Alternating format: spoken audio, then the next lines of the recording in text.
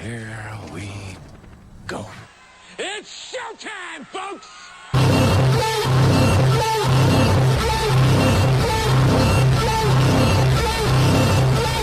Talking non-stop, they figured I was done, but like your baby son, the ball just dropped. Waste man, what a great clan, what a flock.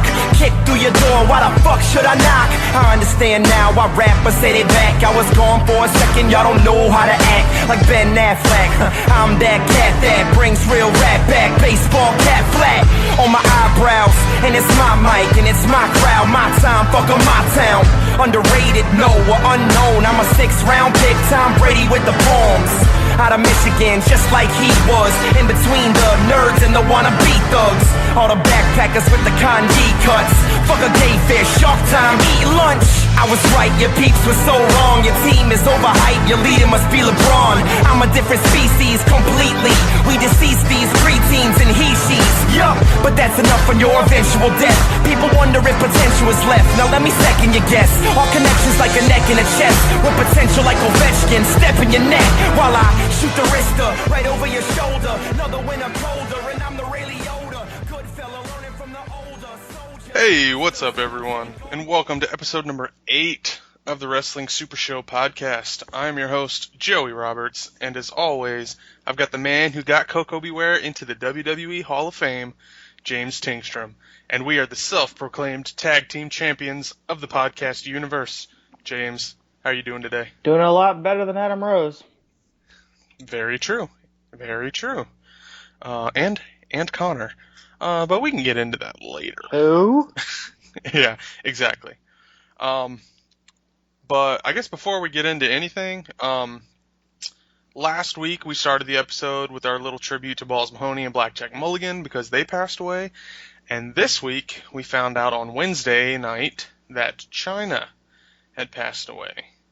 And she passed away at the age of 45, 46. I can't remember which one. It was one of those two.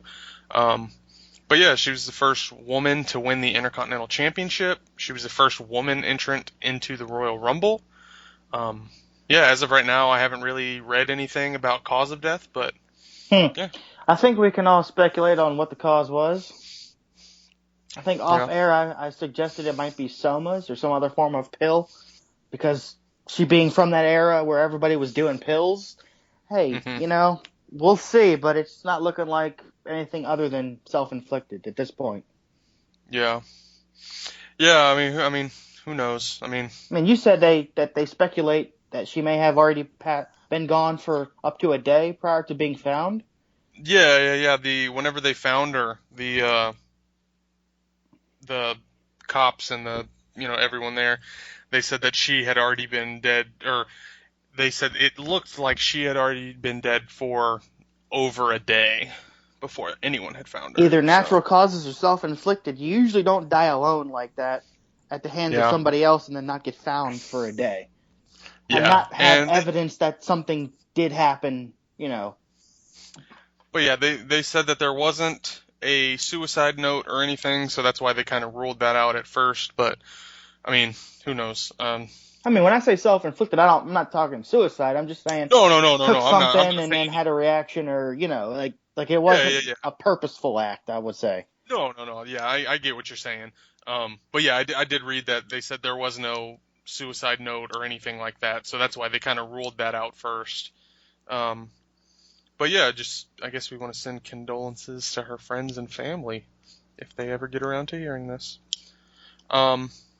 But yeah, so I guess we'll move on and we'll get into some news and rumors. Some Seth Rollins news. Woo! Yeah, change of pace. Now I keep hearing that he may be back in July for Money in the Bank. But he could even be ready by sometime in June. But there are a couple. I've read that they've got a couple things in mind, like a couple different plans they may go. WWE is planning on pushing him as a face when he comes back, mainly because the crowd is gonna lose their mind and cheer him at every chance. And there's two options right now. One, putting him in the Money in the Bank ladder match and having him win it, or two, having him return with his own WWE title and saying that he never lost the title. Holy and that fuck. he's Can technically champion. Can you imagine him walking out on Raw with a WWE championship when Roman Reigns is still the champion? Oh my God. Very similar to what CM Punk did whenever he left and then came back when Cena won the vacated Oh my God. title. That would be the coolest. I'm leaning more towards that one just because that would get a better reaction. Now, I mean, granted, if he did win the Money in the Bank ladder match, it would be cool, but I would freak out if he just walked out on Raw. Now, speaking of CM Punk, I don't know if I predicted this on the show or off podcast, but it was weeks ago. I did predict, if healthy, he would win Money in the Bank for a second time so that they can promote him as the two-time Money in the Bank winner. Because CM Punk has burned that bridge with WWE, they're not going to want to push that as the two-time Money in the Bank winner. Just like back when Randy Orton won the world title in 2004 from Chris Benoit. The company only booked that so they could call him the youngest world champion and not Brock Lesnar, who had months later left the company for the NFL. So them being a spiteful bunch in Titan Tower, plus it would also make good business sense. Put the briefcase on Seth Rollins again, and when's he going to cash in on Roman Reigns? The fans would lose their shit every time he teased it. Yeah. Yeah, I'm really fine with either one of those options. Just as long as they put the belt back on him sooner rather than later, I am very cool with anything they do. Yeah, I would not be upset if he was champion going into Mania and then they had their Shield triple threat title match. Which you do know Roman's going to win again because the plan is to keep him the top guy for WrestleMania for 3 years. Yeah, I mean, he was already won for this year and probably for the next 2-3 years. Which, no matter what, Seth Rollins is never not going to be a top guy from here on out. So he's going to be in the mix. He's either going to be a top face. Yeah, he's either going to be a top face or a top heel. He's going to be in the mix. So whether he comes back with a belt or the chance to win the belt via briefcase, he's going to be at the top forever. Yeah. Yeah. Unless he goes and gets a wellness violation, which is the only way he gets pushed back down the card because they then can't trust him. He's going to be a top guy forever. Yeah. All right, moving on. Titus O'Neil, who was suspended for 60 days, which was a bogus suspension in my opinion. Yep. He has a return date. His suspension ended on April 10th, and he is scheduled to appear on this coming Monday's Monday Night Raw. He's getting a big push outside of the company right now. Oh, yeah. He's always their go-to, we need, someone to go to this school or someone to do this little charity thing. Outside of John Cena, he's the biggest charity guy right now, I think. Yep. They're doing some kind of contest with him where you can win a Disney World vacation with you and your family, with him and with Titus and his family. He's also going to be, I think, on Total Divas or something. There was something on NXT with him and Natalya or a commercial during Raw. I don't remember what it was. And doing some other stuff. Yeah, it was something on Raw, but I don't remember what it was. Yeah, okay, but he's getting out there. I mean, he's a very public face right now. Yeah, definitely. Look for him on Monday. Ring of Honor has announced that a lot of New Japan guys will be going on tour with them for their War of the World tour and will be appearing at Global Wars. And so far, this card for Global Wars looks... It's insane. Awesome. Yeah.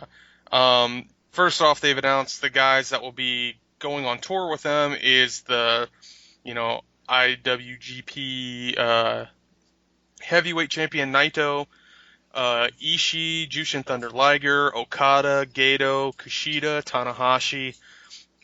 Also the Gorillas of Destiny, which is Tama Tonga and Tamaroa.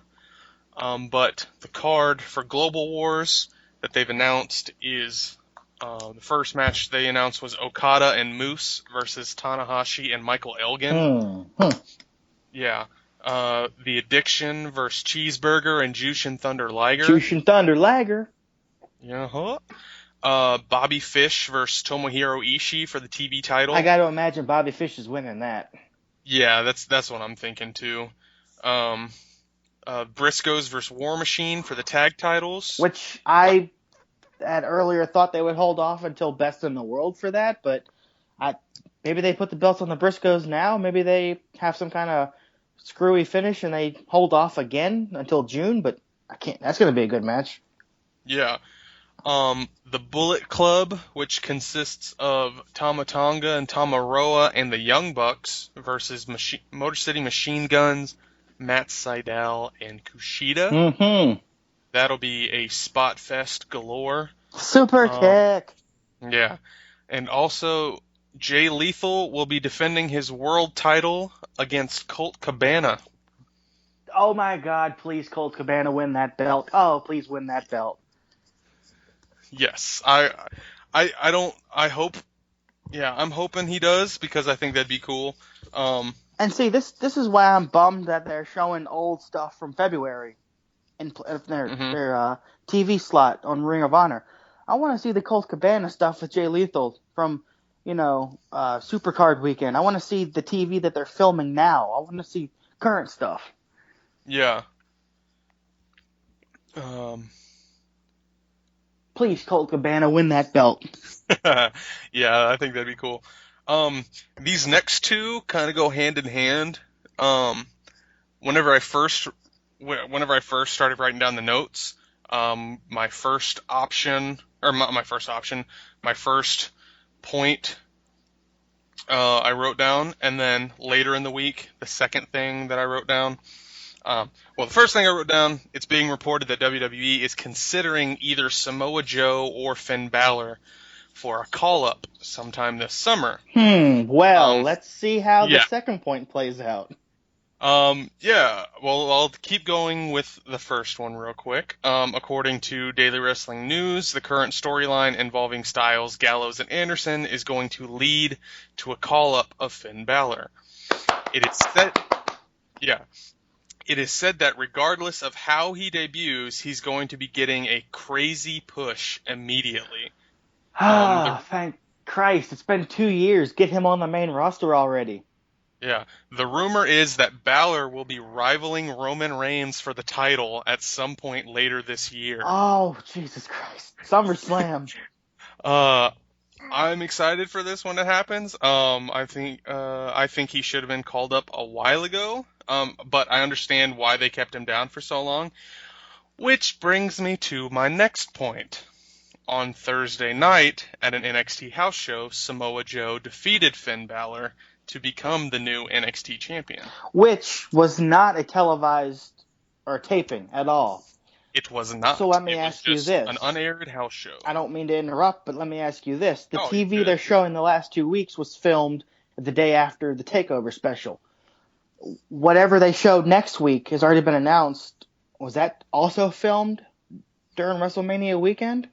No. Because we're never going to see the Samoa Joe as champion if they've already filmed the next block of TV. No, I don't think they have. Well, okay. I think what they're doing. I think what they're going to do is on this coming week, I think this coming week. I mean, they could put in something post-production where they show an interview with Samoa Joe and they make an announcement, but... Yeah. But yeah, I think what they're going to do is they're going to be holding a couple tapings, sometime early next week, because there's my dog. Well, they have announced it's going to be Nakamura versus Fashionably Homeless on next week's NXT show, which led me to believe it's already been filmed. So the Samoa Joe thing, it's like great timing to put the belt on him, but it's not going to be on TV anytime soon, which is weird. Yeah. Which I know they've done before in NXT with the belt. They changed the belt, and then the guy didn't appear on TV for a couple of weeks, but I just want them to have done that at a taping. Yeah. A little bit of trivia for you. Samoa Joe is now the only man in the history of professional wrestling that has held the TNA World Title, the Ring of Honor World Title, and the NXT title. Has AJ Styles ever been Ring of Honor World Champion? I don't believe so. I know he wrestled in Ring of Honor. Yeah, for several years. but I think he was only there because he was signed under New Japan. I think Austin Aries may be the second person to achieve that feat. Because he's been Ring of Honor World Champion a couple times. He was TNA Champion, and if I'm not completely off the mark, he's going to be NXT Champion sometime in the next 12 months. Oh, that wouldn't surprise me at all. Like I said, I don't ever see Austin Aries going to the main roster. At least not for a couple years, unless they have some kind of another rash of injuries like they have now down the line. So yeah. He's going to be in NXT for a while. He'll have a chance to win the belt. Yeah. After the match, Samoa Joe celebrated with the title, but before Finn Balor left the ring, he took a bow and then held up the Too Sweet symbol. Oh, spoiler alert. Well, even more spoiler alert, or just troll alert. On the way onto the tour bus, Finn Balor was cheered by some fans, and there's a video of him getting on the bus, immediately getting off the bus, and yelling, "See you all on Monday." That's 2 days from now. Yep. That is awesome. He is the world's biggest troll when it comes to big news. Yes, he is. I mean, he's been teasing the Bullet Club since whenever they kind of introduced the Balor Club. He and Nakamura had a tag team match together, and he held up a sign, "Carl Anderson, Doc Gallows, where are you?" or something. I mean. Oh, also, last night Nakamura and Balor tagged again, and after the match, they too sweeted each other. And then they did the whole the Nakamura grabbing the top rope and doing the whole lean back thing. And after that, he was doing the whole Bullet Club pointing, doing the gun thing. Well, any major stable needs an international member, so maybe Nakamura joins the main roster. Hey, who knows? It's not going to happen, but that'd be kind of cool just to get him on the main roster. Yeah, I think it'd be pretty sweet. Right. Yeah. So if I could speak, we'll have to wait and see if he actually appears on Raw or not. I would think Payback, but I mean, who knows? Oh, I have a theory on Payback, which I don't know how.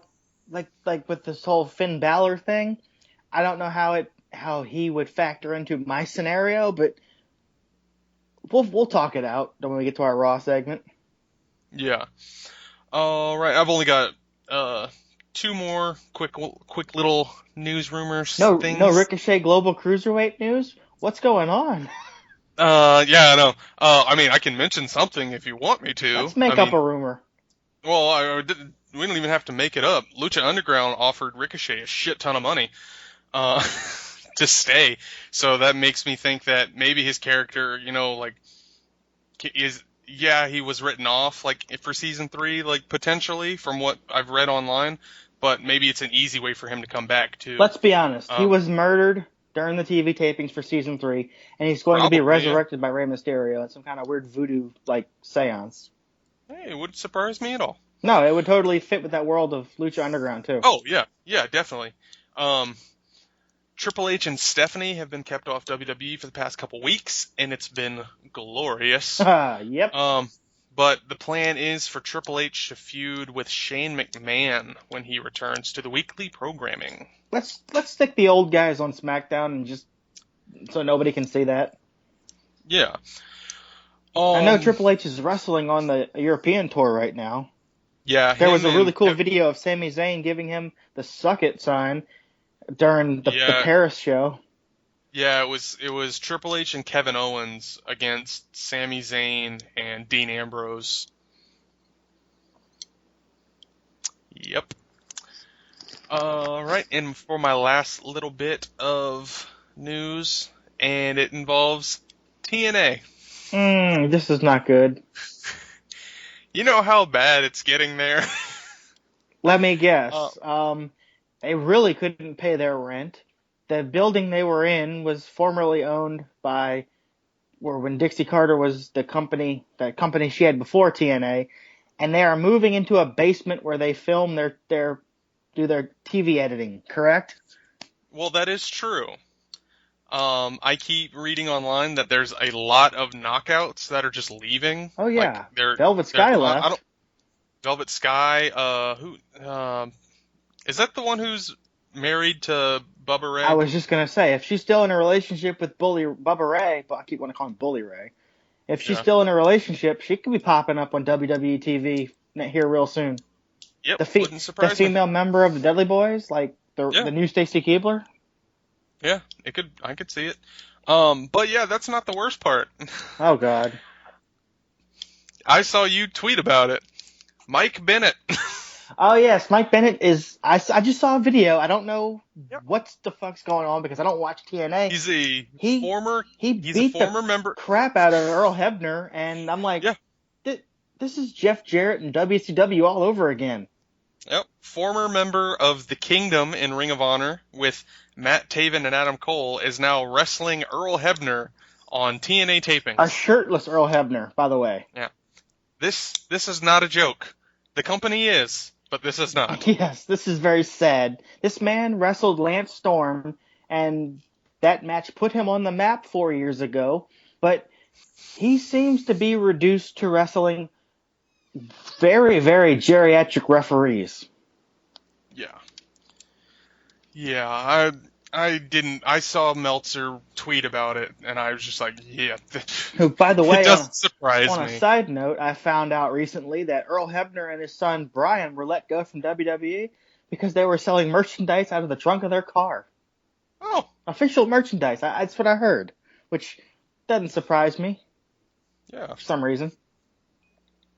Doesn't surprise me at all. No, but I know for a fact Velvet Sky is gone. I mean, she pretty much tweeted about it. It's being reported. She's pretty much done with the company. And I don't know if TNA puts non-competes into contracts or if they can even enforce that, but I don't know if she's married to Bubba Ray, but I know they're like in a serious relationship. They are an item. They were both at the Hall of Fame together. So I'm pretty sure I saw someone she's going to show up. I would put money on her showing up sometime in the next couple of months as maybe a female member of the Dudley Boys.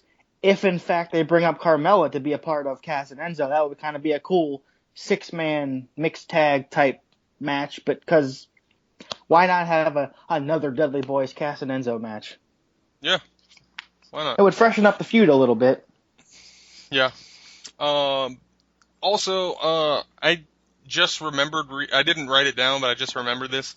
Someone asked Linda McMahon about WWE possibly going back to PG-13 as opposed to the PG rating that they are now. Yeah. And all she said was never say never. Well, they went PG so she could get elected to the Senate, which never happened. Yeah. There's now no reason for them to be PG. Yeah. I mean, PG-13, they can still do that without having to be tits and ass and blood and gore. I mean, the hardcore stuff's never coming back, but they can still push the envelope a little bit. Yeah. Also, John Cena said in an interview he misses cursing and the blood. So. Well, I miss the Doctor of Thugonomics. And I know that was 13 years ago, or 12 years ago, but I still miss it. Yeah. All right. Well, that does it for news and rumors, unless you have anything. Hey, phone. I have nothing. I can't even think of anything smart-ass to say. All right. We'll move on to Raw. All right. Try to run through it. On the pre-show, only reason I bring this up, the Social Outcasts confronted Apollo Crews, and they wanted him to be the newest member of the group. And I knew at this point he wasn't going to lose. Apollo, he wasn't going to lose, but I thought it was funny that Curtis Axel said that they wouldn't need a group had Rose not gone on a half-baked trans-dimensional search for a bunny. Oh, that's hilarious. But now, speaking about that, he has had a history of heroin problems, right, Adam Rose?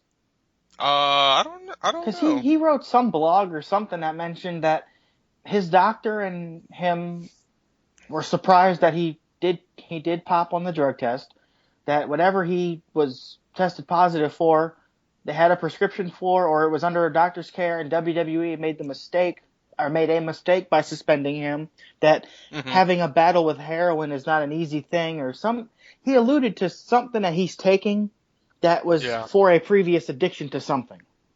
And that he shouldn't be suspended because he's been taking this for a long time, and that WWE knew about it or was aware of it, or I need more information on this, but he made it seem like he was taking something knowingly, but it still tripped on the test.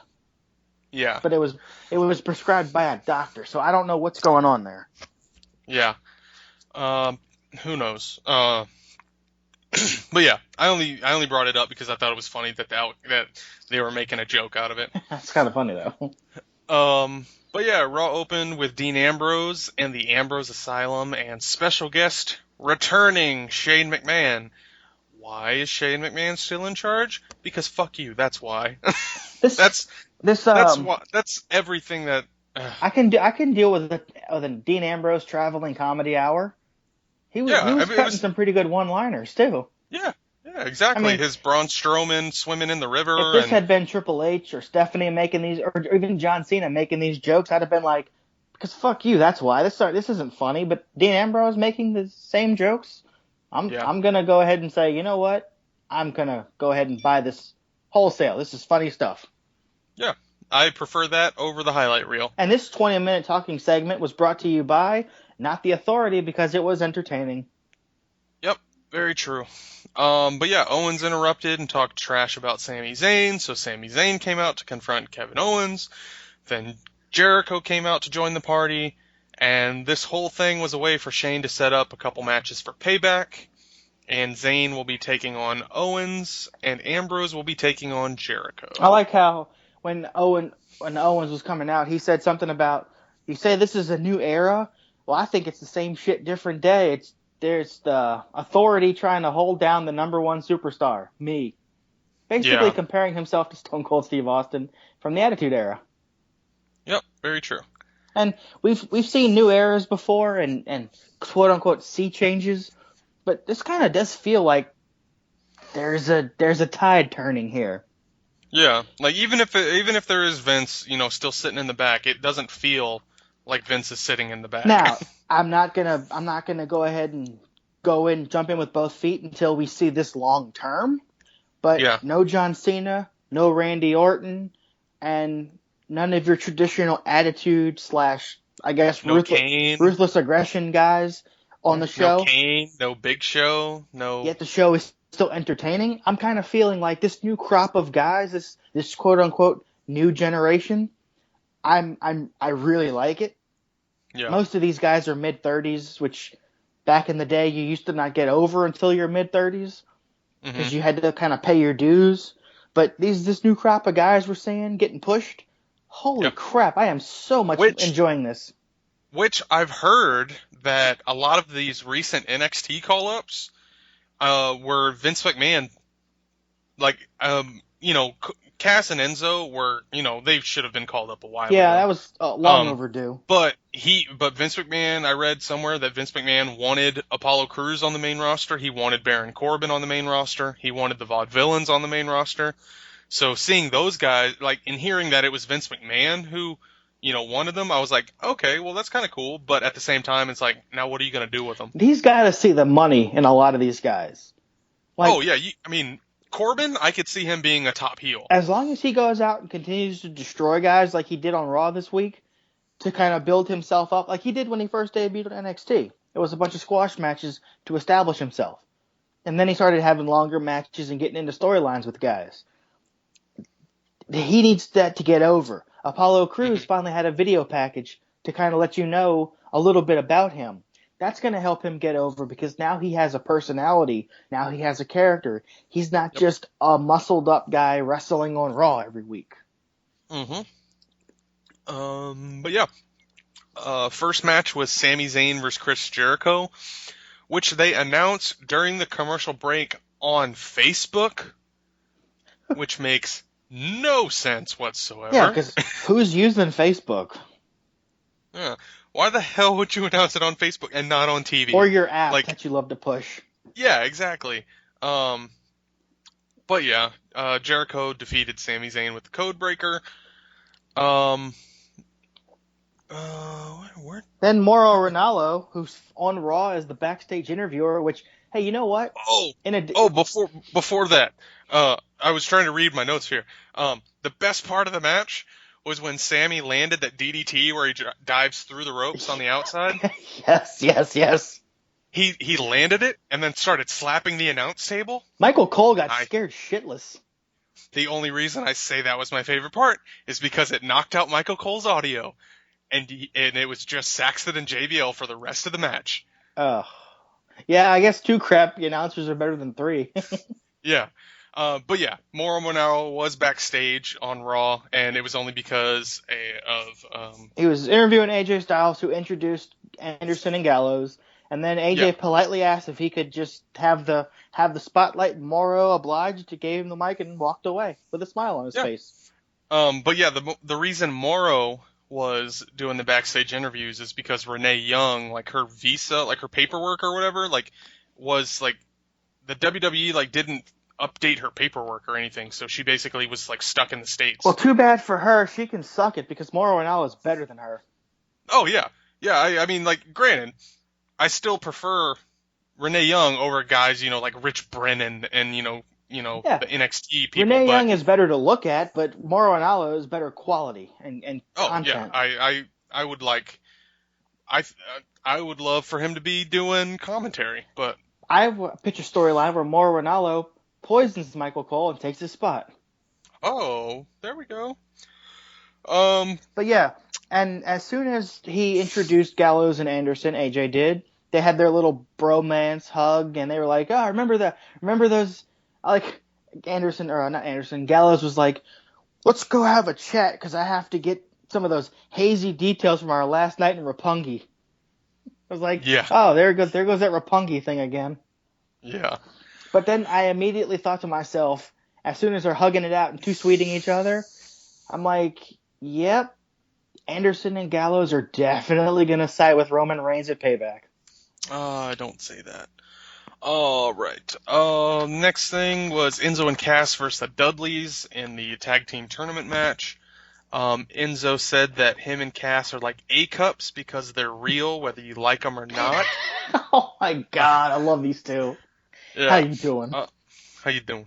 The Dudleys got in most of the offense, but Enzo got the hot tag to Cass, and the end of the match happened soon after when they hit their rocket launcher tag move.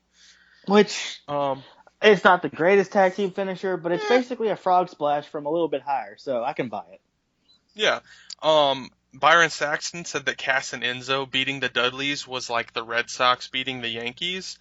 I get what he was trying to do, but if I were Cass and Enzo, I'd be upset because Cass and Enzo are from New York, and he just said that they were the Red Sox. Yeah. It's sport. Well, no, yeah. Enzo's from Jersey, and Cass is from Brooklyn, or part of New York. Because they mentioned something about, they mentioned during the match that Enzo calls himself the best thing out of Jersey, or something like that, and JBL goes, like, that's a compliment, or something, like some smart-ass remark, and I kind of laughed at it. Yeah, but saying that Cass and Enzo are basically the Boston Red Sox, which are the Yankees. Oh, absolutely. Like, and I get what they were trying to do, but Byron Saxton is stupid and his commentary is terrible. I didn't catch it because I'm like, Bubba Ray's from New York and so is Devon. They have a school in New York. But then I remembered, wait a second, Colin Cassidy's from New York. You asshole! What are you talking about? Yeah. But yeah, I heard that and I instantly was just like, what the hell is like typing on my computer? I was like, what the hell is Byron Saxton talking about? Blah, blah, blah. And to boot, it's like horrible announcing. They showed that Dean Ambrose pulled up the footage of Shane jumping off the Hell in a Cell. I finally saw those crash pads you were talking about, the little bean bags or whatever. And the airbag under the table. They had the video on mute, but I looked up and I was looking for it purposefully. You see Michael Cole yelling while looking at paper, and I'm like, motherfucker's reading the script. Yep. Because I didn't catch it, but I'm like, I saw your point. There he is reading his script, and I'm like, the announcing is still sucking. Mm-hmm. They're making horrible references at the wrong times. Oh, this is the worst part of the show. In fact, the last month, it's been the only bad part of the show. Has been the announcing. Yep. That's it. Up next, Roman Reigns came out. Heavy boos as usual. Hey, he cut a good promo. Y'all need to get off Roman's ass, man. He's the shit right now. He's the guy. He's not a good guy. He's not a bad guy. He's the guy. Okay, I'm gonna cut you from this podcast right now for bringing that up. But yeah, he said that stupid catchphrase again. It's terrible, man. It's terrible. Yeah, the fact is, like, he came out and he's like, "You've heard it before. You're gonna hear it again." Yeah, I don't care if you don't like it. I'm gonna say it. Yeah, it's so stupid. But AJ comes out, interrupts them. They go back and forth on the mic. I thought it was a good segment.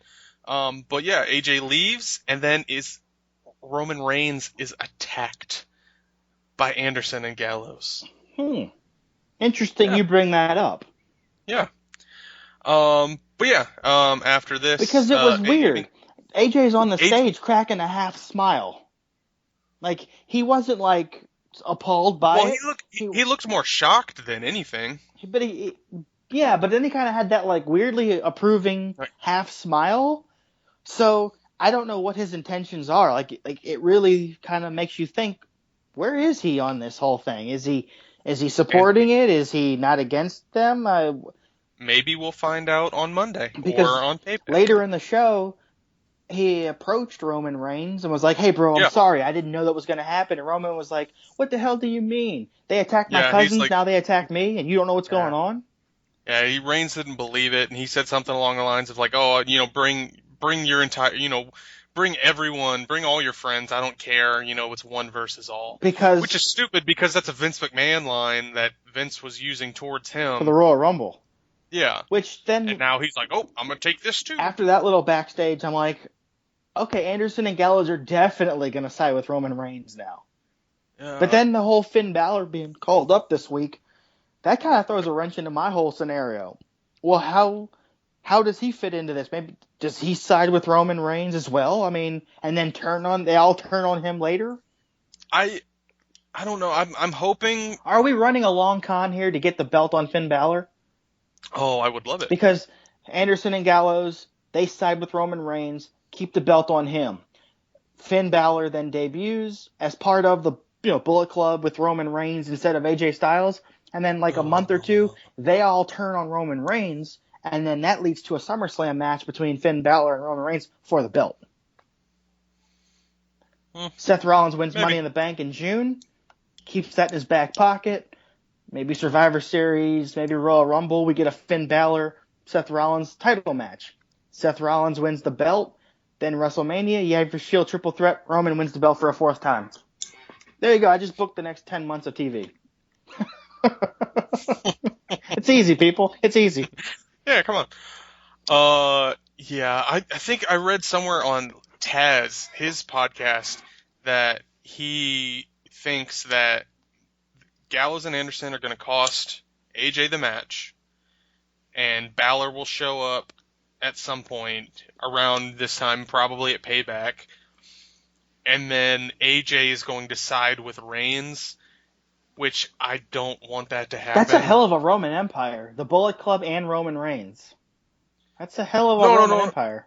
No. It was like Balor, Anderson, and Gallows I see what you're saying. versus Reigns and AJ and, maybe Ambrose or something. I don't know. The Balor Club versus the Roman Empire. That's kind of cool. I'm really hoping for Balor Club versus the Shield later in the year. That's all I want. Man, that's... You know what? There's so much untapped potential here, storyline-wise, character-wise. I'm just going to sit back and enjoy it all. Yep. Right, next up, Baron Corbin beat Fandango in a quick squash match. Which is the best thing for us. Baron Corbin is to get a few squash matches to kind of build himself up. It's likely that they're setting up a match with him and Ziggler, probably at Payback. I like that one Twitter account, WWE Creative-ish Humor. They said Passover is the annual holiday of passing over Dolph Ziggler for a world title match. Yep, that's very true. Next segment was garbage, in my opinion. The Miz TV segment. I kind of loved this, actually. Not for the Miz and Maurice, for Cesaro. Because I did like Cesaro, but my big thing was, like, I hate the Miz. When I put my hand up, your mouth goes silent. Yeah. And then Cesaro does the whole, when I put my hand up, your mouth goes silent. Yeah. But yeah, Miz tried to recreate the scene from Taken. He botched every line in that entire scene. Oh, yeah. And then Cesaro quoted Roddy Piper. That was kind of cool. I'm here to kick ass and chew bubble gum. He spits out his gum, and he spits out his gum. That's kind of cool. Yeah. This whole thing was a way for the Miz to be like, oh, well, you've got a match tonight, Cesaro. It's you versus Rusev. But Cesaro said that he talked to Shane before he came out, and now it's going to be an 8-man tag, League of Nations and the Miz versus Cesaro and the New Day, and the New Day got one of the biggest pops I've heard. And to surprise all of our listener, singular or many, I don't know how many we have. Plural. I actually didn't hate seeing the New Day. Go figure. Yeah. Gasp and shock. I didn't hate this. Huzzah. But no, if this is a way to get the Intercontinental Belt on Cesaro, I'm all for it. I'll sit through all these Miz TV segments if I have to. But yeah, match was all right. At the very end of the match, everyone was hitting their finishers, and then Cesaro hit the neutralizer on Sheamus for the win.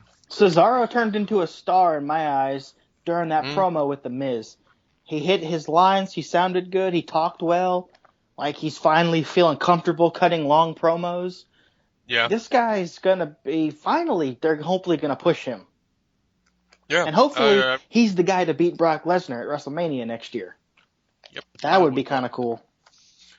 Yeah, and then there was another backstage segment, and Mauro Ranallo was on Raw again. Woo! Sound the alarm. The best ever. Yeah.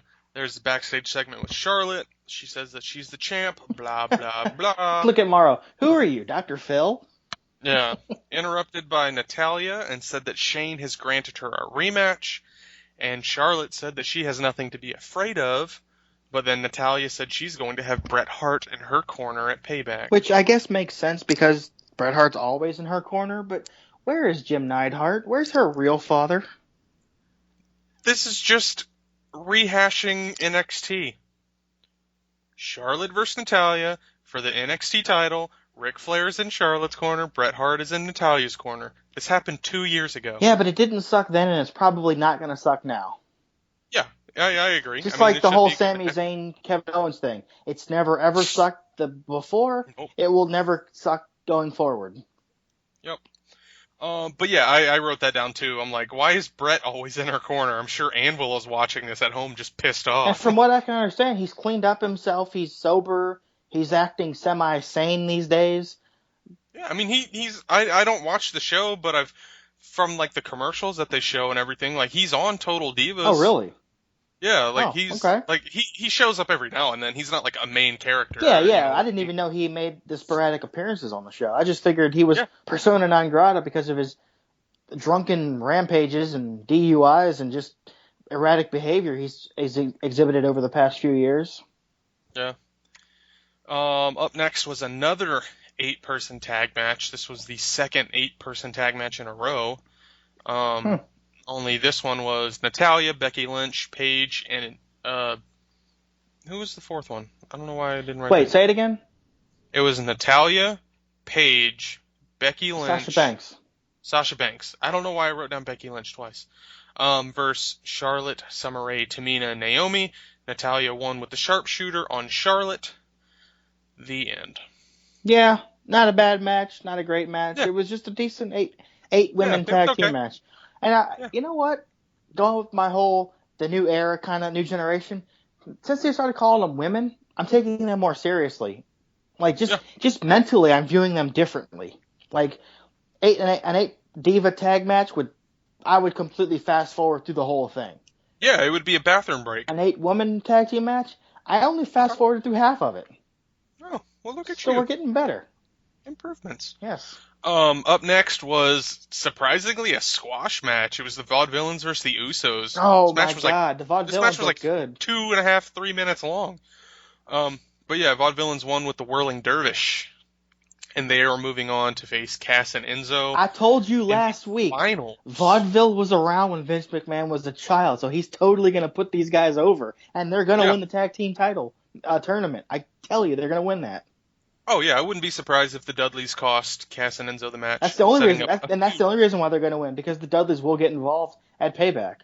The only part of this that doesn't make sense is why aren't the finals next, like this coming Monday, and then the title match at Payback? Well, I thought the same thing, but then I thought, well, here's what they're going to do. They're going to have the finals at Payback, and then they're going to start a feud and build to a match versus these two tag teams, because you get I could see that. you get a long-term storyline instead of just a one-off tag team title match that turns into a storyline. I don't know. Yeah. Maybe it's more organic, building something to, was it Extreme Rules comes up next? Yeah, Payback on the 1st, And then- Extreme Rules on the 22nd, I And believe. then Battleground in May? I don't know. It'd be June. June. Because the end, it's May 22nd is Extreme Rules, and then the next one that's would right. be June. May is Extreme Rules. Okay. Yeah, and technically May is also Payback, May 1st. That's right. Okay, yeah. There's 2 in May, 1 in June. Yeah. Okay. But yeah, you're going to build long term. You're not just going to have one tag team title match and then call it quits. I don't know. It makes more sense, I guess, to build to something instead of just giving them a match a week later at the pay-per-view. Yeah. Next up was Heath Slater versus Apollo Crews. If Crews were to lose, he would have to join the Social Outcasts. Crews won the match, so he doesn't have to join the Social Outcasts. But it's okay. They found a 4th member. You want to know who it is? Was this on Raw? No, it wasn't. Okay. I saw this online. Let me guess. They found Damian Sandow. No. Let me guess. They found the Big Show. No. Let me guess. They found the other guy from the Ascension. Yes, it was Victor. Victor is the newest member of the Ascension. The Ascension's dead. Yeah. I told. There you go. Connor's gonna get cut and go to TNA and team with Bram again. Yep. There we go. But now I wrote down Cruz versus Slater was for control of Cruz's soul, because if he loses this match, he's gonna be in purgatory as a member of the Social Outcasts. Yeah, that's one way to bury the talent that you just called up. Exactly. But yeah, as Cruz was leaving the ring, Kevin Owens' music hits. Oh my God.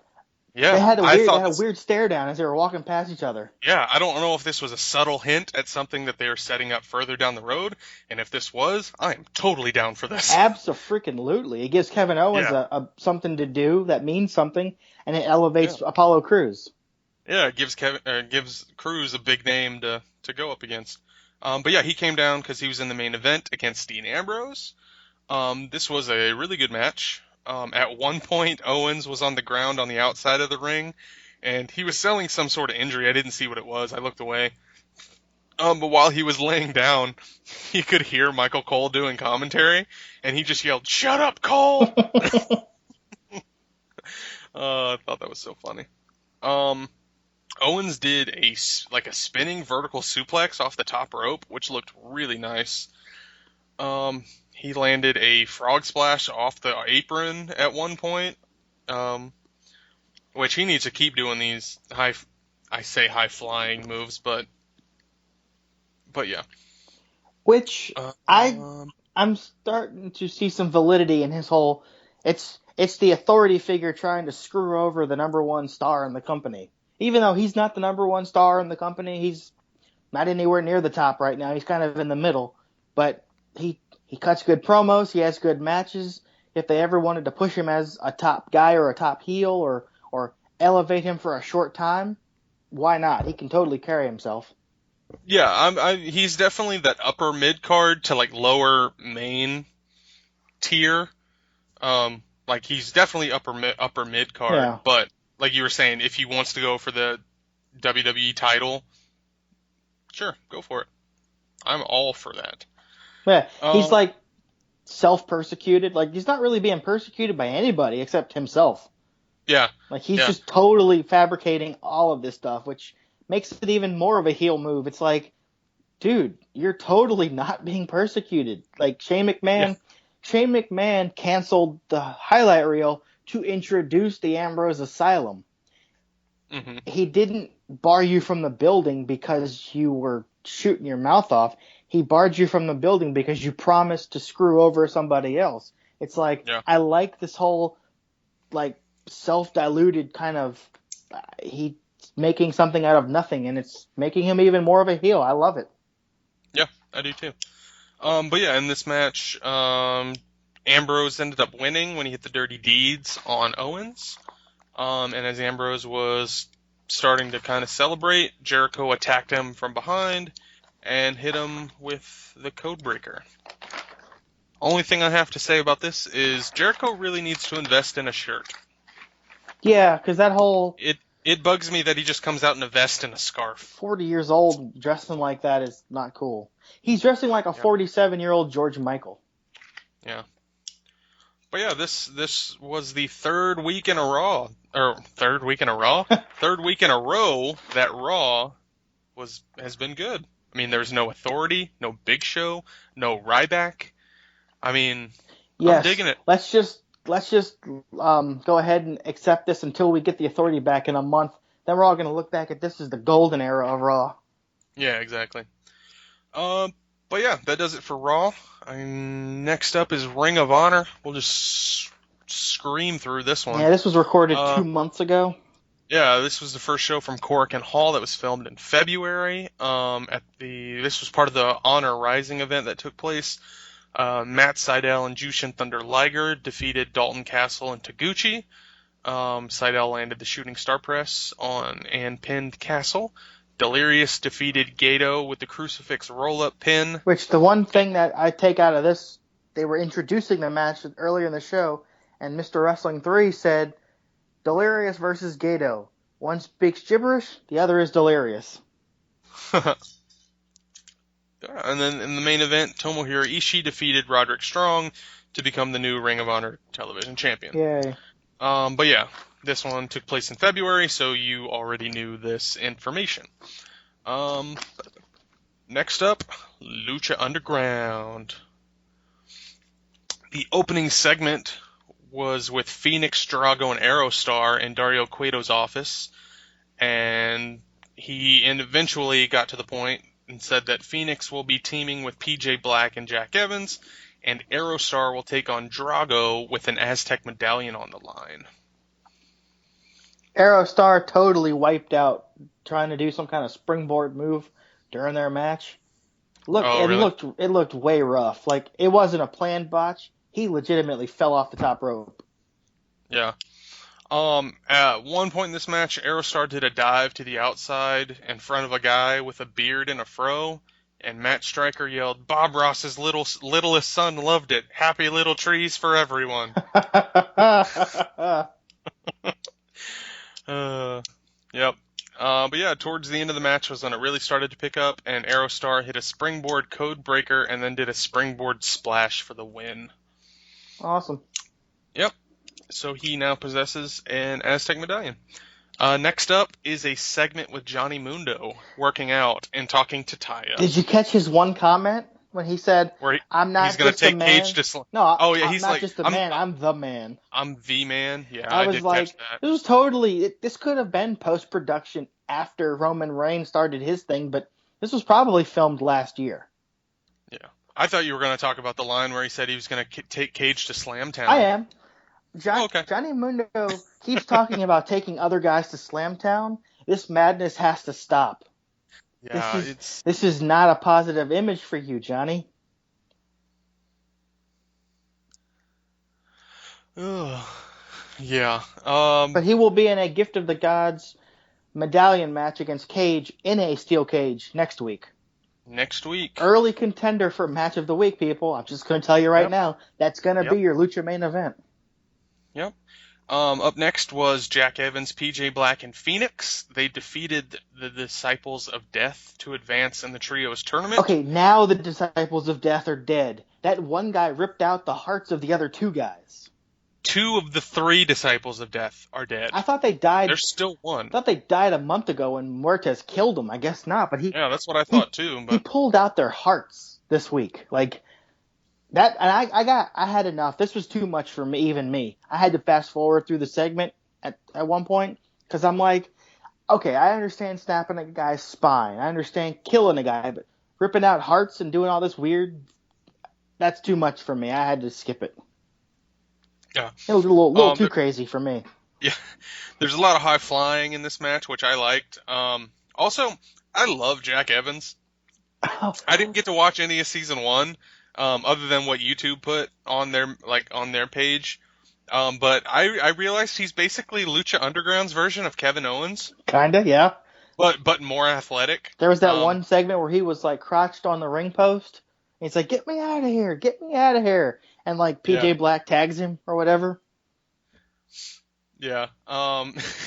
Whenever he's standing on, he didn't want to take the tag because he wasn't warmed up, and he was like doing jumping jacks or something. At one point, he's like, "Let me show you how it's done." Yeah. But yeah, Phoenix won when PJ Black took out 2 guys on the outside with a suicide dive, and then Jack Evans took out the same 2 guys with an awesome looking corkscrew dive to the outside. Phoenix did his springboard 450 for the win. Look, guys, PJ Black finally won a match on Lucha Underground. Woo! I don't know if he's won since his debut, but I know he lost his debut match. But look, he's on a winning streak. Yeah, look at that.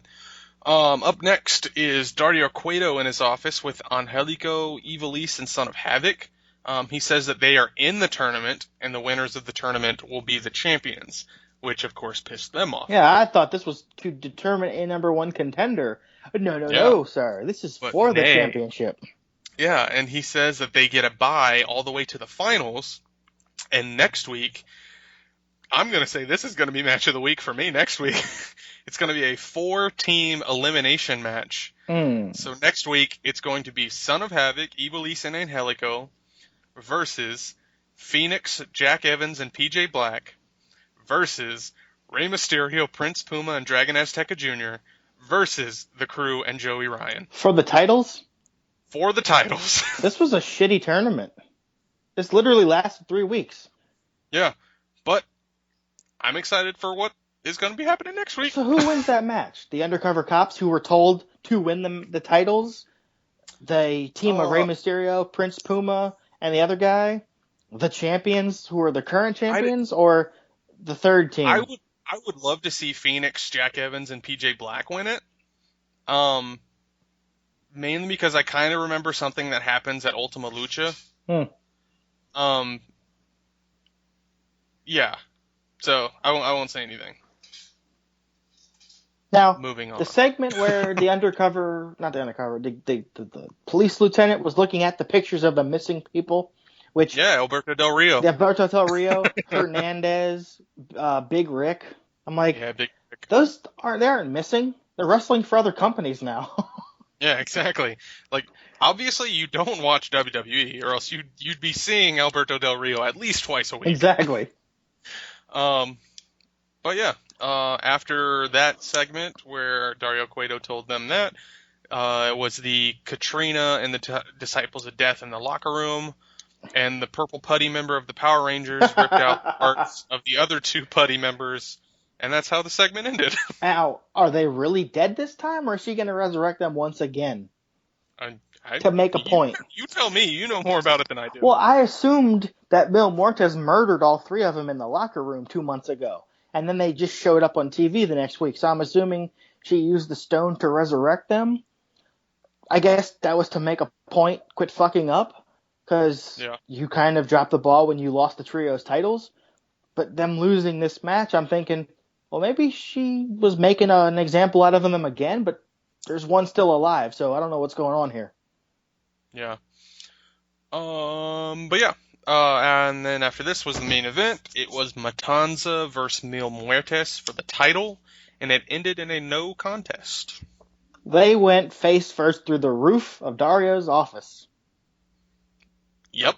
And that's how they just fell through the ceiling. That happened. Yep, they did. Now I did post something. Hit the flatliner. I posted on our Twitter today a picture of Dario Cueto. I took a screenshot while watching the show. He had this like scared to death like ghostly look on his face, and I'm like, this is what it looks like when your meal ticket almost dies. Because there was one point where Muertes almost threw Matanza off the roof, and then couldn't throw him, so he flatlined him through the roof. Through the roof. Yep. But yeah, I thought that move was and then badass. Dario held up the key at Katrina. Katrina held up the stone. And Dario... Paul Bearer held up the urn. Exactly. And, yeah. and Brother, like, come on. And Brother Love cut a promo. Jim Cornette held up his tennis racket. And then in Spanish, Vampiro translated, Dario essentially declared war on Katrina. Because he yelled some stuff, and then Vampiro said, he's saying this means war. I'm like, yeah. This is just now declaring war? What the hell have he been doing the last 3 weeks with his brother, tearing people apart? Yep. That was a good show of Lucha. I enjoyed that. Yeah, it was good. Wasn't the best one. Aztec Warfare, I think, still takes the cake. Oh yeah, for me, at least. The Matanza murder streak where he killed 9 guys. Oh yeah, where he killed 19 other people. Yeah, it was crazy. But yeah, the show ended with the lady cop talking to a dude, and he says to get out of his area, and that someone more powerful than the mayor told him to tell her that. I have no idea what the hell's going on. I mean, I know so the lady far, cop what I wants gather, Dario Cueto. Yeah, exactly. And she thinks Dario's killed Hernandez and Big Rick and Del Rio because they're all, quote, missing persons right now. Yeah. I'm pretty sure Dario is the more important person, but it wouldn't surprise me if there's a yet-to-be-named entity that is the more powerful person. Because Vampiro was the master of Pentagon. Maybe Pentagon's running all of this. I don't know. Maybe this is one elaborate scheme to get Pentagon over. Maybe. He's already over. Okay, moreover. Yeah, moreover.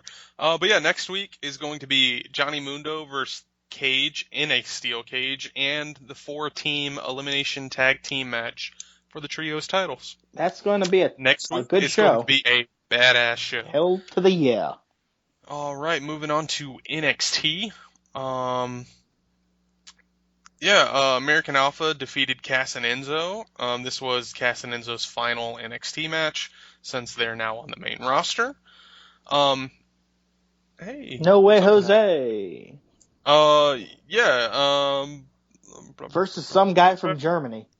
Yeah, No Way Jose defeated Alexander Wolf with a punch. Now, at some point during their match, they were going, no way, no way, no way, no way. And Corey Graves, Tom Phillips is like, are they stealing Sami Zayn's Olay chant? And Corey Graves goes, no, they're stealing that from Bouncing Souls, who Sami Zayn stole that from, and now No Way Jose stole it. Yeah. It's like sweet Bouncing Souls reference. Yeah, when No Way Jose was making his way to the ring, Tom Phillips told Graves to get out of his chair and dance. And Corey Graves said no, and that there's still questions to be answered. I just love that he said, who is this Jose, and why is he always being denied? But yeah, as expected, there was lots of dancing in this match, and No Way Jose won with a punch. I was cooking dinner during this match, so I really did not pay attention to the character, but I listened to it. I don't know what to make of this No Way Jose. Maybe he's a Fandango that's actually going to get a push. Or maybe not. Yeah, who knows? There was a backstage interview segment with Austin Aries. He says he doesn't need luck, he's got skill. He proved that luck had nothing to do with beating Baron Corbin. And I hate that it seems like there's still a feud with him ongoing. They should have ended that at TakeOver. This is what I don't like about companies filming their stuff out of sequence. It's like you filmed the show the day after a day after TakeOver. So WrestleMania hadn't happened yet. None of the stuff that's happened in the past 2 weeks had taken place. Yet you're still pushing Baron Corbin on the main roster as the Andre the Giant Battle Royal winner, but on NXT he's still having a feud with Austin Aries. I don't like this. It just doesn't make any sense. It doesn't. But yeah, Aries says there's a lot of guys on the A level, but there's only one guy on the A double level. That's his way to get his nickname. Can't wait till he gets on the page as champion and does the A double lucky lottery. That's going to be a fun NXT when he gets the belt. Yeah. Next segment featured homeless Damian Sandow sitting in the back playing his guitar. Love that. And I'm only going to call him that. You've got yours, I've got mine. Yeah. and he's interrupted by William Regal, and he sets up a match. It's going to be him against Nakamura next week. Nakamura versus Fashionably Homeless. Tune in. Be bored. Yeah. All right. Up next, Nia Jax defeated Diana Purrazzo in a quick squash This was match. a squash fest like you wouldn't believe. After that was a backstage interview with Bayley. And in the main event, Samoa Joe defeated Apollo Crews, which we now know was Apollo Crews' last NXT match. During that Bayley segment, they announced Asuka versus All Red Everything next week. Oh, God, yeah. Bayley turned heel for me when she put over whatever her name is. I can't think of her. Eva Marie. Eva Marie as a good wrestler. Yeah, that was She's like, terrible. Asuka may be dangerous, but don't sleep on Eva Marie. I'm like, oh, shut up. Go home. You're drunk. Yeah. And is it me, or does Apollo Crews and American Alpha have almost the exact same theme music? I don't know. I haven't really paid attention. When Crews was coming out, I thought, wait, I've heard this before. Well, Then I went to YouTube and I YouTubed each theme song, and I'm like, they're different, but eerily similar. I guess, who does their music? Is it still Jim Johnson? I don't know. He must have, I wouldn't. He must have fell I know asleep they at the do, mixing board because they sound a lot like each other. Yeah. But yeah, that does it for NXT. So, before we finish up, do you want to do Wrestler Match of the Week, Yep, or do you want let's to do that. Okay, we'll do that, and then we'll do a quick little segment before we end it. All right, who is your Wrestler of the Week? Kevin Owens. Kevin Owens, okay. I like the All promo he cut about being screwed over by the Authority, being the number one star. He's totally delusional, and I love it. Yeah. And do you have a match of the week? Mil Muertes versus Matanza, nosediving into the office. Makes sense. That Makes match sense. was basically it's two bulls fighting over a piece of meat. They brawled. It was a fist fight. Yeah, there was weapons. That was a great match. Yeah. For what it was. I mean, it wasn't technical, but it was just two big guys beating the crap out of each other. Yeah. Makes sense. Do you have a wrestler of the week? My wrestler of the week is Jack Evans. Nice. The Dragon Slayer. Yeah, like I said, I don't really know too much about him other than what I've seen on, from this season. But I like his style of fighting, and I'm a big fan of like the whole flipping and the lucha thing. Well, but yeah, I do know he claims he invented lucha libre. That's just kind of his gimmick. True. So that's kind of cool. That is true. And I like he does like a real like American Spanish accent. Like whenever he like speaks Spanish, he does it like real Americanized. Do you have a match of the week? I don't have a match of the week. If I were to pick, I'd probably go like you and do Mil Muertes versus Matanza. But instead, I have a moment of the week. And that moment would be, drum roll please, Carl Anderson and Gallows attacking Roman Reigns. That just made me so happy. Oh, shame on you. I don't have a podcast partner anymore. Hey, at least I've seen The Princess Bride before this past week. Hey, you know what? I only dog paddle. I only dog paddle. I love that movie. Inconceivable. But yeah. Only reason I picked that, whether they join up with AJ or take out AJ, I love it's this. a win either way. Yeah, exactly. I thought this was awesome. But yeah, that does it for that. Our next segment is something that we're going to do this week, and we'll kind of continue on with next week.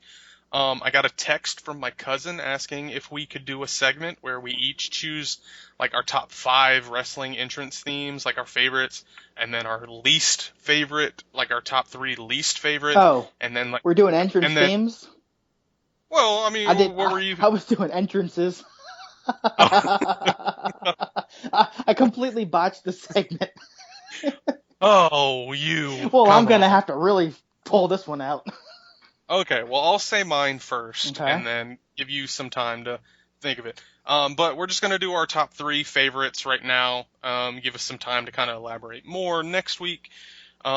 where we'll do top 5 favorite, top 3 least favorite, and then our favorite all time. All right.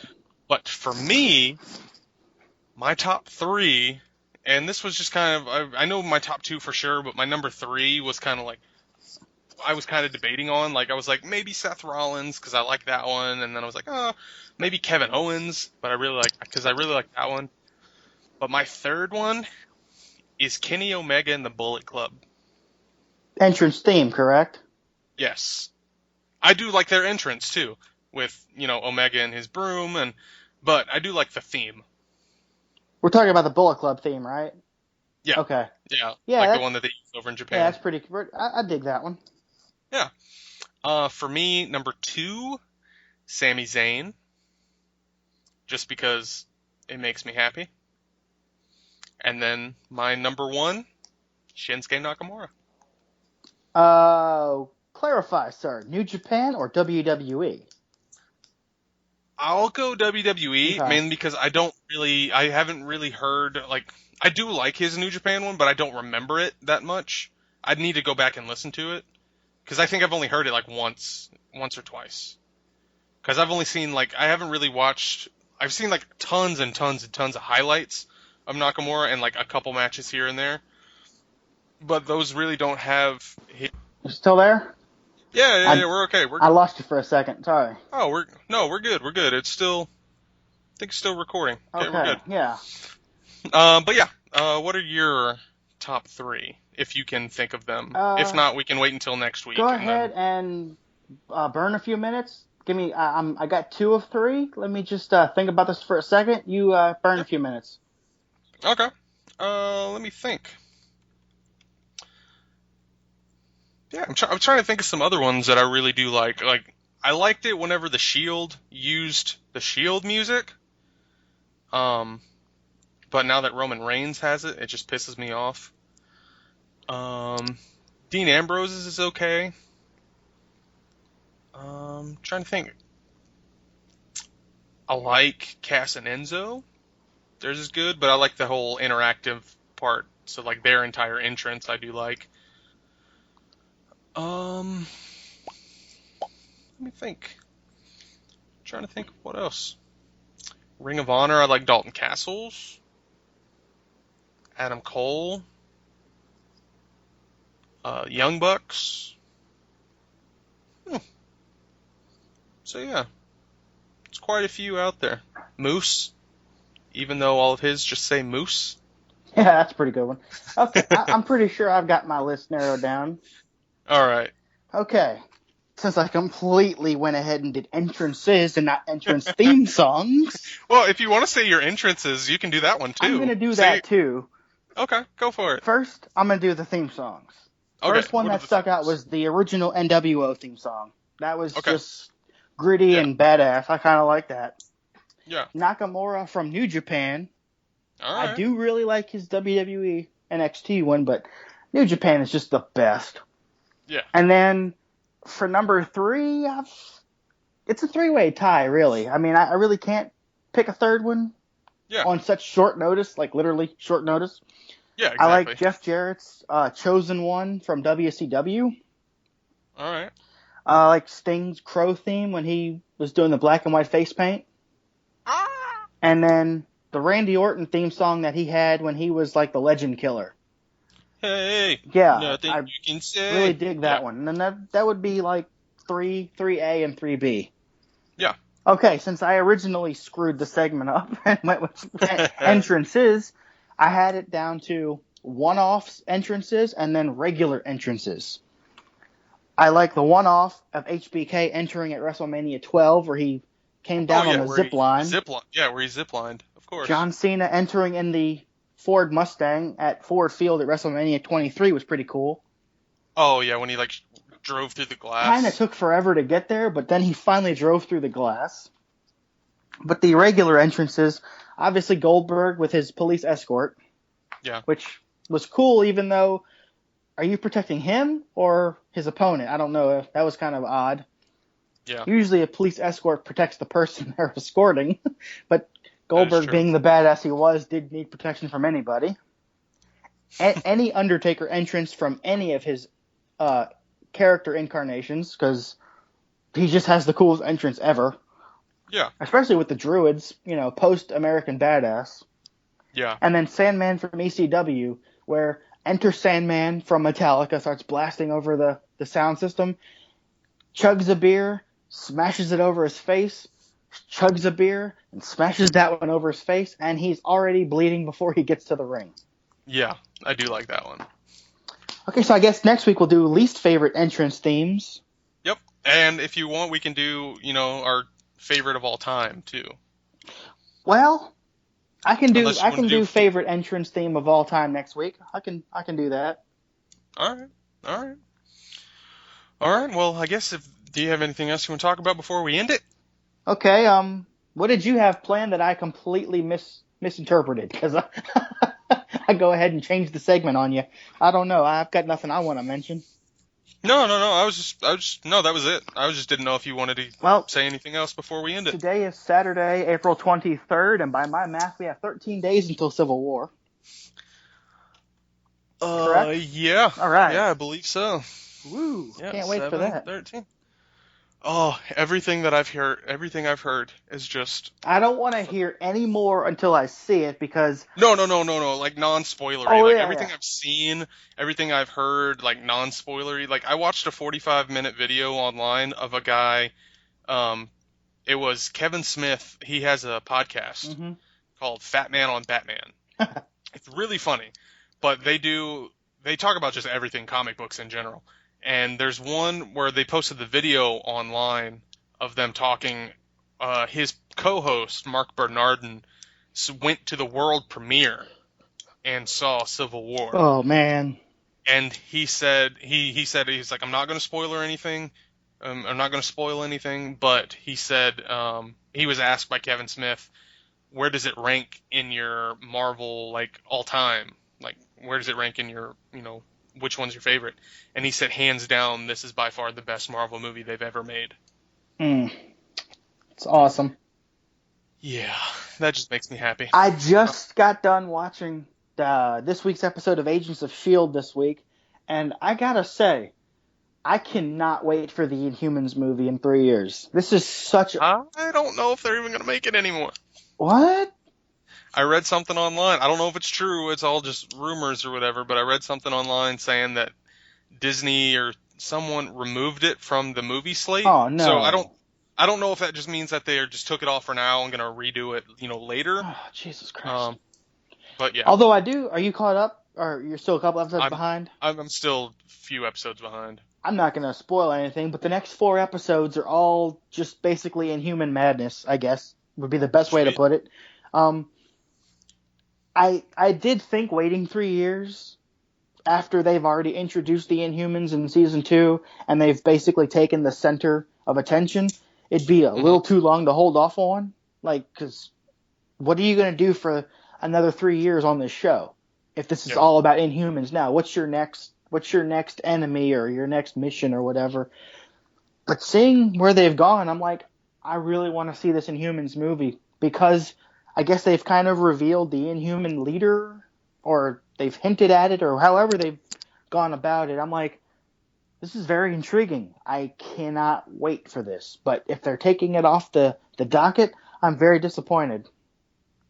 Yeah, I don't know. I just glanced over it, and maybe it means that they're just going to wait a little bit more. Maybe they're going to bump it up. I don't know. Because I didn't know what to think at first. I'm like, Inhumans, it's basically the X-Men. Like, what the hell? But the more I've watched Agents of S.H.I.E.L.D. this season, the more I've gotten excited. And it's basically an X-Men movie. I mean, because Inhumans are Marvel Studios' answer to using the word mutant that they can't say anymore. So that's very true. But Fox has the X-Men, Marvel has the Inhumans. It's all the same thing, but I still wanted to see the movie. But I did read, they said that them removing the Inhumans movie, like, it's all fans thinking that, well, they took it off the docket. Maybe that means that it'll be a Marvel X-Men movie. Maybe Fox and Marvel are finally going to get in bed together and play nice. Hopefully. I mean, Sony and Marvel are, working together. Why can't Fox? Yeah.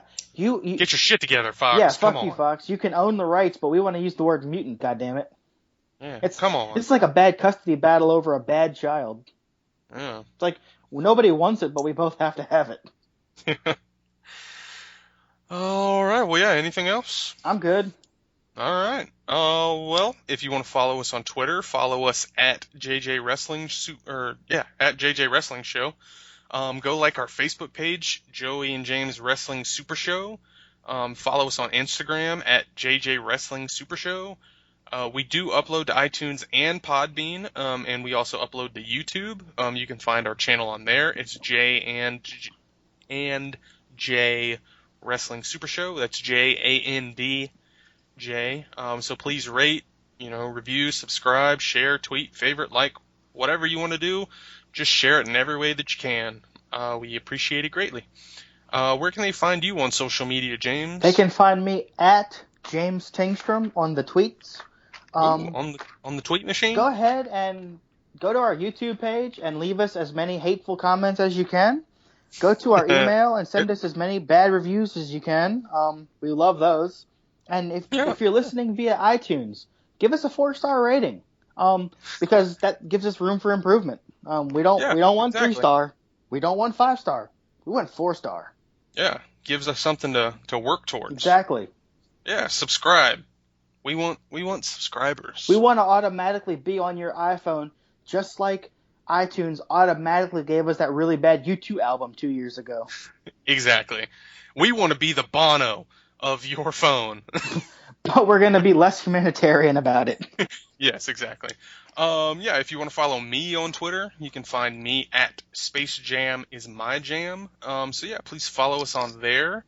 If you want to send us emails, suggestions, hate mail, segment suggestions, send us mail at JandJ Wrestling Super Show. That is JandJ @gmail.com. People, we're like a bad gimmick. We just want you to like us. If you send us a suggestion on a segment, 99.9% chance we're going to do it. My cousin texted me today, and we did that segment about the entrances. I promise you I'll screw it up, but we'll still try to do it. Yeah. That's going to be it for this podcast. Come back next weekend when we talk about everything that happened in the wonderful world of wrestling. And by then we'll be 6 days from Civil War, and I'll be losing my fucking mind. Yep. Next week are going to be the go home shows, so we're probably going to run through most of this stuff pretty quickly so we can get to our payback predictions. Woo! Or we may do a payback prediction show on its own. Who knows? We haven't talked about it yet. James just got back from Orlando. Who knows? We'll keep you updated. But in the meantime, that does it for us here at the Wrestling Super Show Podcast. Y'all have a great week, and we will see you in the next one. Hit All Night Express's theme song, folks. Talking non stop, they figured I was done, but like your baby son, the ball just dropped. Waste man, what a great clan, what a flock. Kick through your door, why the fuck should I knock? I understand now why rappers say they back. I was gone for a second, y'all don't know how to act. Like Ben Affleck, I'm that cat that brings real rap back. Baseball cap flat on my eyebrows, and it's my mic, and it's my crowd, my time, fuck 'em, my town. Underrated, no, or unknown. I'm a 6th round pick, Tom Brady with the palms. Out of Michigan, just like he